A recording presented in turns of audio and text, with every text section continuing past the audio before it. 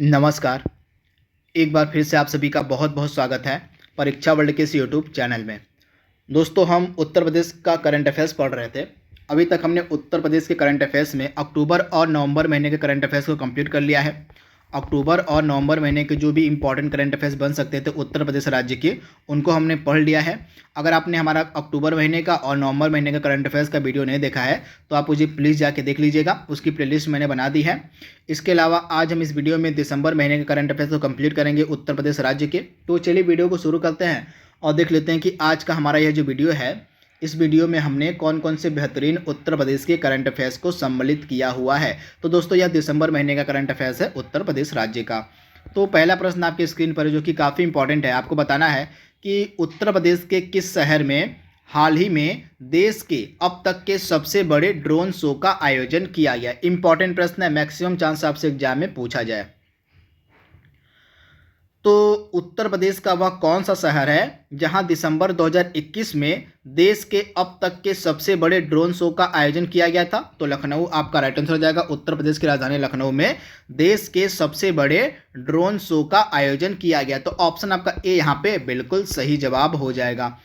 अगला प्रश्न आपके सामने है, उत्तर प्रदेश के किस जिले में हाल ही में पृथ्वीराज चौहान के समय के प्राचीन सिक्के मिले हैं? इंपॉर्टेंट प्रश्न आपसे एग्जाम में डायरेक्टली पूछा जा सकता है। तो पृथ्वीराज चौहान के समय के जो प्राचीन सिक्के हैं हाल ही में कहाँ पर मिले हैं? तो आप ध्यान से याद कर लीजिएगा। हाल ही में पृथ्वीराज चौहान के समय के जो प्राचीन सिक्के हैं ये पाए गए हैं बागपत जिले में। तो ऑप्शन आपका ए यहाँ पे बिल्कुल सही है। बागपत जिले में हाल ही में पृथ्वीराज चौहान के समय के प्राचीन सिक्के पाए गए हैं। तब इसे याद रखिएगा। दोस्तों, आप जवाब दीजिएगा कमेंट बॉक्स में कि जो पृथ्वीराज चौहान थे इनके द्वारा दो फेमस युद्ध लड़े गए थे जो बार बार एग्जाम में पूछे जाते हैं। उन दो फेमस लड़ाइयों का नाम आपको कमेंट बॉक्स में बताना है जो पृथ्वीराज चौहान के द्वारा लड़ी गई थी। इसका जवाब आप कमेंट बॉक्स में दीजिएगा। अगला इंपॉर्टेंट प्रश्न आपके सामने है, उत्तर प्रदेश के किस स्थान पर हाल ही में मुख्यमंत्री तथा केंद्रीय सूचना प्रसारण मंत्री के द्वारा दूरदर्शन भू उपग्रह केंद्र का लोकार्पण किया गया? इंपॉर्टेंट प्रश्न है। तो उत्तर प्रदेश के गोरखपुर में। ऑप्शन आपका यहाँ पे बी बिल्कुल सही हो जाएगा। उत्तर प्रदेश के गोरखपुर में जो है दूरदर्शन भू उपग्रह केंद्र का लोकार्पण किया गया। तो ऑप्शन आपका बी यहाँ पे 100% सही हो जाएगा, गोरखपुर। आप इसे याद कर लीजिएगा। अगला प्रश्न आपके सामने है, हाल ही में प्रधानमंत्री नरेंद्र मोदी जी के द्वारा उत्तर प्रदेश के किस जगह से और गंगा एक्सप्रेसवे का उद्घाटन किया गया? सुपर इंपॉर्टेंट प्रश्न आपको बताना है कि हाल ही में प्रधानमंत्री नरेंद्र मोदी जी के द्वारा गंगा एक्सप्रेसवे परियोजना की जो आधारशिला जो है कहां से रखी गई है? इंपॉर्टेंट प्रश्न है। तो इसकी आधारशिला जो है कहां से रखी गई?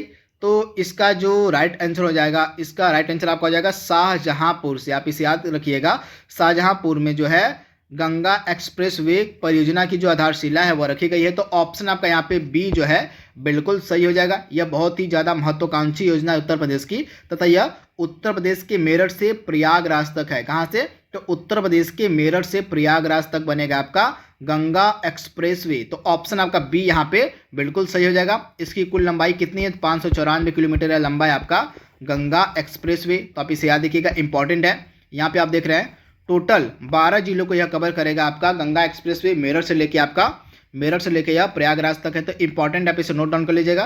टोटल 12 ऐसे जिले हैं जिनको यह कवर करेगा। तो इंपॉर्टेंट है, आप इसे नोट डाउन जरूर कर लीजिएगा, आपसे एग्जाम में डायरेक्टली पूछा जा सकता है। इसके बाद अगला प्रश्न आपके सामने है,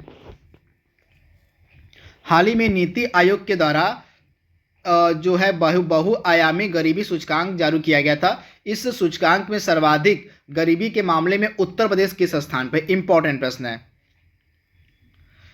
तो आप ध्यान से याद कर लीजिएगा, और सर्वाधिक गरीबी के मामले में उत्तर प्रदेश जो है तीसरे स्थान पर है। तो ऑप्शन आपका यहाँ पे बी जो है बिल्कुल सही हो जाएगा। जो नीति आयोग के द्वारा बहुआयामी गरीबी सूचकांक जारी किया गया था, इस सूचकांक में सबसे गरीब राज्यों के मामले में जो उत्तर प्रदेश है वो तीसरे स्थान पे। तो ऑप्शन आपका बी यहाँ पे बिल्कुल सही है।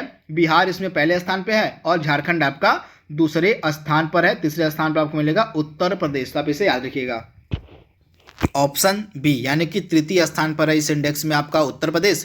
पहले स्थान पे क्या मैंने आपको बताया, पहले स्थान पे बिहार है और दूसरे स्थान पर आपका है गरीबी के मामले में झारखंड। अगला इंपॉर्टेंट प्रश्न आपके सामने है, उत्तर प्रदेश के किस आर्द्रभूमि को दिसंबर 2021 में रामसर कन्वेंशन ऑन वेटलैंड्स के तहत रामसर साइट के रूप में मान्यता दी गई? आपको बताना है कि उत्तर प्रदेश की वह कौन सी आर्द्रभूमि है जिसको हाल ही में रामसर साइट का दर्जा दिया गया। इंपॉर्टेंट प्रश्न है, कई बार एग्जाम में इसके जो रामसर साइट उत्तर प्रदेश के पूछे जाते हैं, तो इसी कारण से यह वीडियो काफ़ी ज़्यादा आपके एग्जाम के लिए इंपॉर्टेंट हो सकता है।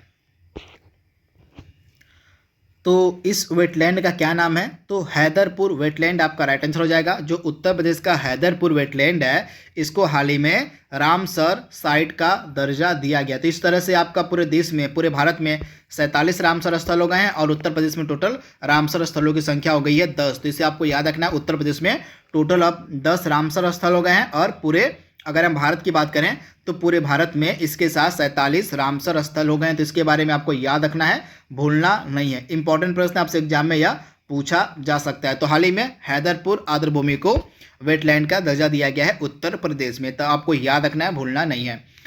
अगला प्रश्न आपके सामने है, उत्तर प्रदेश के किस विश्वविद्यालय में हाल ही में इंटरनेशनल ऑर्बिट्रेशन सेंटर खोलने का निर्णय लिया गया है? सुपर इंपॉर्टेंट प्रश्न।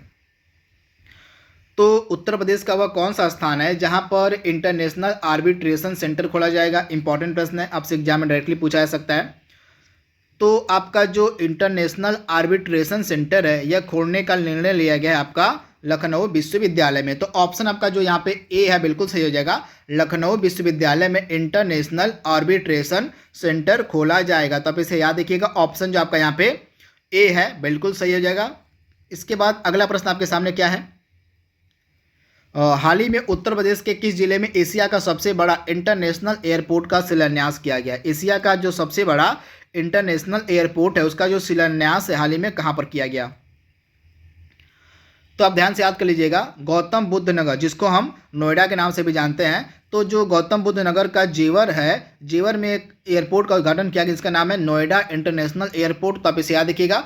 तो यह जो है एशिया का अब तक का सबसे बड़ा एयरपोर्ट माना जा रहा है। तो ऑप्शन आपका ए यहाँ पे बिल्कुल सही है, गौतम बुद्ध नगर में जो है यह इसका शिलान्यास किया गया। तो इंपॉर्टेंट है, ऑप्शन आपका ए जो है बिल्कुल सही हो जाएगा, इंपॉर्टेंट है। इसके बाद यह जो आपका और नोएडा इंटरनेशनल एयरपोर्ट है, यह उत्तर प्रदेश का 5वां इंटरनेशनल एयरपोर्ट होगा। इंपॉर्टेंट है, यह उत्तर प्रदेश का 5वां इंटरनेशनल एयरपोर्ट भी होगा। तो इसे भी आप याद रखिएगा, इंपॉर्टेंट प्रश्न है। इसके बाद जो अगला इंपॉर्टेंट प्रश्न है आपसे पूछा जा रहा है, उत्तर प्रदेश के किस जिले में हाल ही में प्रधानमंत्री के द्वारा सरयू नहर राष्ट्रीय परियोजना का उद्घाटन किया गया? आपसे पूछा जा रहा है कि जो सरयू नहर राष्ट्रीय परियोजना है, इसका उद्घाटन हाल ही में कहां से किया गया? तो इसका जो उद्घाटन है हाल ही में कहां से किया गया?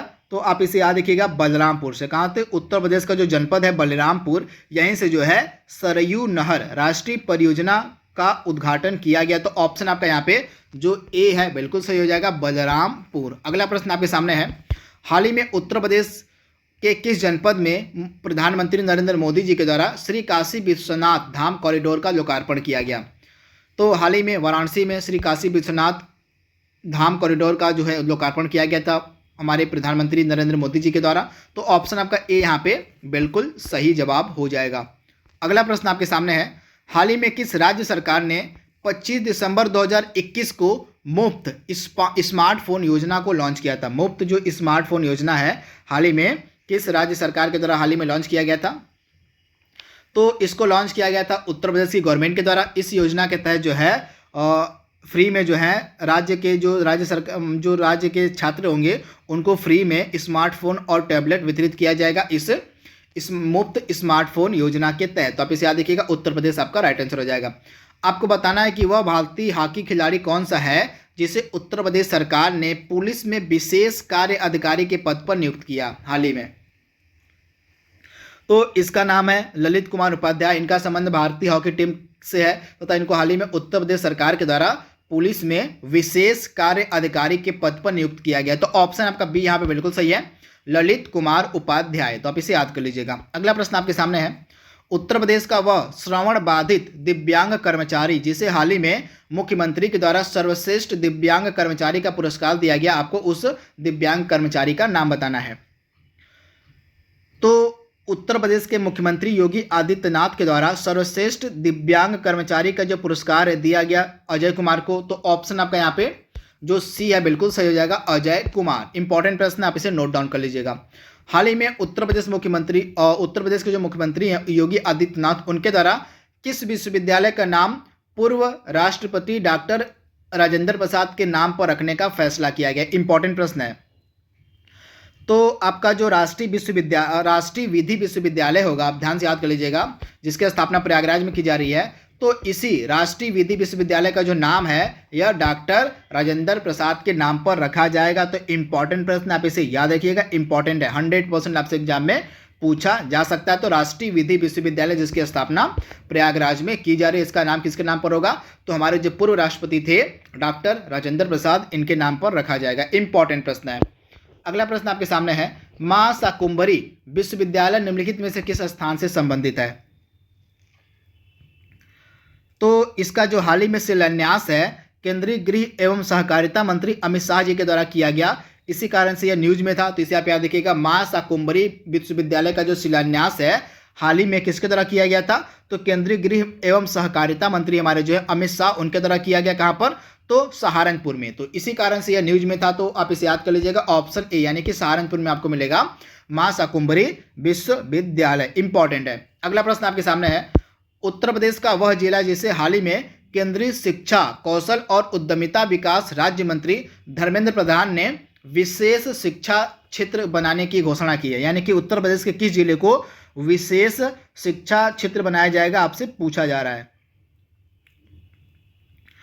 तो उत्तर प्रदेश का यह जिला है गोरखपुर। गोरखपुर को जो है विशेष शिक्षा क्षेत्र बनाया जाएगा। तो ऑप्शन आपका यहाँ पे ए जो है बिल्कुल सही हो जाएगा, गोरखपुर। इंपॉर्टेंट है, आप इसे नोट डाउन कर लीजिएगा। अगला प्रश्न आपके सामने है, आपको उत्तर प्रदेश मतलब आपसे यहाँ पे पूछा जा रहा है कि एक उत्तर प्रदेश के युवा पर्वतारोही हैं जिनका नाम है नीतीश कुमार सिंह। इन्होंने मनाली स्थित माउंट पीतालूस की चढ़ाई की थी। तो आपको बताना है कि नीतीश कुमार सिंह उत्तर प्रदेश के किस जिले के रहने वाले हैं? तो नीतीश कुमार सिंह जो हैं उत्तर प्रदेश के गोरखपुर के रहने वाले हैं तथा ये अंतर्राष्ट्रीय युवा पर्वतारोही हैं। तो आप इसे याद रखिएगा, इंपॉर्टेंट है। तो इसका राइट आंसर आपका क्या हो जाएगा? गोरखपुर के रहने वाले हैं आपके कौन? तो नीतीश कुमार सिंह। इन्होंने हाल ही में माउंट पीटालूस की चढ़ाई की थी जो कि मनाली में है। इंपॉर्टेंट है। अगला प्रश्न आपके सामने है, हाल ही में आईआईटी कानपुर के उस वैज्ञानिक का नाम आपको बताना है जिसे यंग जियो स्पेशियल साइंटिस्ट पुरस्कार दिया गया। तो यंग जियो स्पेशियल साइंटिस्ट पुरस्कार किसे दिया गया? तो रूपेश गोयल को। ऑप्शन आपका यहाँ पे बी जो है बिल्कुल सही हो जाएगा। ये आईआईटी कानपुर के वैज्ञानिक है रूपेश गोयल, इनको हाल ही में यंग जियो स्पेशियल साइंटिस्ट पुरस्कार दिया गया। तो ऑप्शन बी आपका यहाँ पे बिल्कुल सही है। अगला प्रश्न आपके सामने है, आपको उस पूर्व विदेशी क्रिकेटर का नाम बताना है जिसे लखनऊ आईपीएल टीम का मुख्य कोच बनाया गया है। सुपर इंपॉर्टेंट प्रश्न। आईपीएल की सबसे बड़ी टीम, आईपीएल की सबसे महंगी टीम अभी तक बनी है आपके लखनऊ आईपीएल, जिसको गोयनका ग्रुप ने खरीदा है। तो इसी लखनऊ आईपीएल टीम का जो मुख्य कोच है बनाया गया है एंडी फ्लावर को। तो ऑप्शन आपका यहाँ पे बी जो है बिल्कुल सही हो जाएगा, एंडी फ्लावर को जो है लखनऊ आईपीएल टीम का मुख्य कोच बनाया गया। तो ऑप्शन बी आपका यहाँ पे बिल्कुल सही है। आपको बताना है कि उत्तर प्रदेश का वह स्थान जिसे 15 दिसंबर 2021 को देश का सबसे बड़ा हेलीपोर्ट बनाने के प्रस्ताव को मंजूरी दी गई, यानी कि देश का जो सबसे बड़ा हेलीपोर्ट है वह कहां पर बनाया जाएगा? तो देश का सबसे बड़ा हेलीपोर्ट आपका बनाया जाएगा नोएडा में। तो ऑप्शन आपका यहाँ पे जो ए है बिल्कुल सही हो जाएगा, नोएडा में आपका देश का सबसे बड़ा हेलीपोर्ट बनाया जाएगा। तो इंपॉर्टेंट है, ऑप्शन ए आपका यहाँ पे बिल्कुल सही है। आज का हमारा दिसंबर महीने के करंट अफेयर्स का लास्ट प्रश्न है, आपको बताना है कि नवाब वाजिद अली शाह जो प्राणी उद्यान है कहाँ पर स्थित है? यह करंट का न्यूज़ थी। तो हाल ही में जो है आपको पता होगा योगी आदित्यनाथ जी के द्वारा यहीं पे जो है शताब्दी स्तंभ का अनावरण किया गया था। शताब्दी स्तंभ का यहाँ पे अनावरण किया गया था मुख्यमंत्री योगी आदित्यनाथ जी के द्वारा।